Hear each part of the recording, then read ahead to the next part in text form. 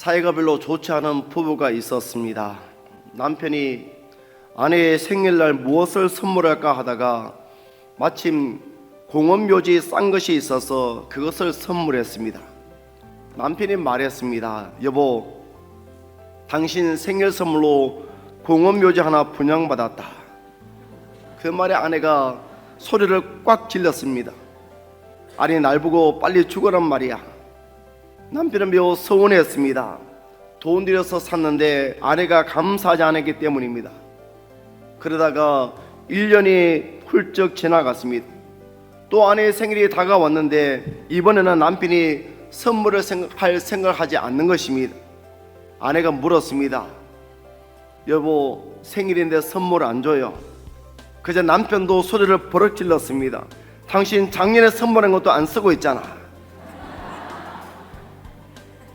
여러분, 부부가 이래서는 안 됩니다. 세월이 지나면 함께 있던 자식도 떠나고 결국 남는 것은 부부밖에 없습니다. 여러분, 하나님께서 세우신 가정의 중심이 누구입니까? 물론 하나님이십니다. 그러나 가정을 이루고 있는 구성원들 중에서 가정의 중심은 남편과 아내, 즉 부부입니다. 부부가 행복해야 가정이 행복하고, 부부가 행복해야 부모 공경도 제대로 할 수 있으며, 부부가 행복해야 자녀들도 바르게 양육할 수 있다는 것을 말해줍니다. 그러면 이렇게 가정의 중심을 이루고 있는 부부가 서로 어떻게 해야 합니까? 먼저 아내들에게 말하고 있습니다. 22절입니다. 아내들이여 자기 남편에게 복종하기를 주께 하듯 하라. 여러분, 복종한다는 것이 결코 아내의 자존심을 깎아내리는 말이 아닙니다. 여러분, 성경에서 아내의 책임 가운데 하나가 남편의 권위를 세워주는 것입니다. 그래서 오늘 말씀도 보면 남편이 아내의 머리됨이라고 말씀하고 있습니다. 머리는 리더십의 상징입니다. 아버지는 가정의 리더십을 대표하는 존재입니다. 하나님께서 아버지에게 가정의 리더십을 주신 이유는 자녀들이 아버지를 통해서 하늘에 계신 아버지를 신뢰하고 사랑하는 것을 배우라는 것입니다. 그리고 아버지를 아버지 되게 하는 것이 아내의 책임입니다.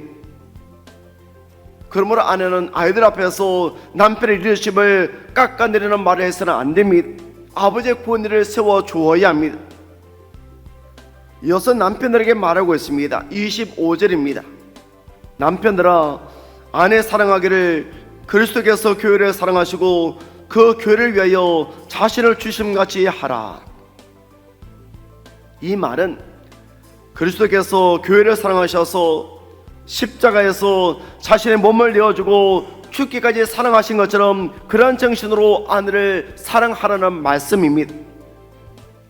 아내를 사랑하기 때문에 십자가에 달릴 수도 있을 정도로 사랑하고, 아내를 사랑하기 때문에 자신의 목숨까지도 내어줄 수 있을 정도로 사랑하라는 것입니다. 이것은 조건이 없는 사랑입니다. 아내라는 단 하나의 이유만으로도 아내는 사랑받을 만한 충분한 조건을 갖추고 있습니다. 사실 우리는 성경에서 말씀하지 않아도 부부 사이에 어떻게 해야 할지 알고 있습니다. 그런데 문제는 실천이 안 됩니다. 상대방이 먼저 해주기를 기대하고 요구하기 때문입니다. 그리스도인이 가져야 될 윤리의 특징은 상대방에게 요구하기 전에 내가 먼저 하는 것입니다. 이것이 우리 주님의 뜻입니다. 그런데 이것은 우리의 힘만으로는 되는 것이 아닙니다. 그러므로 하나님께서 주시는 힘을 의지합니다.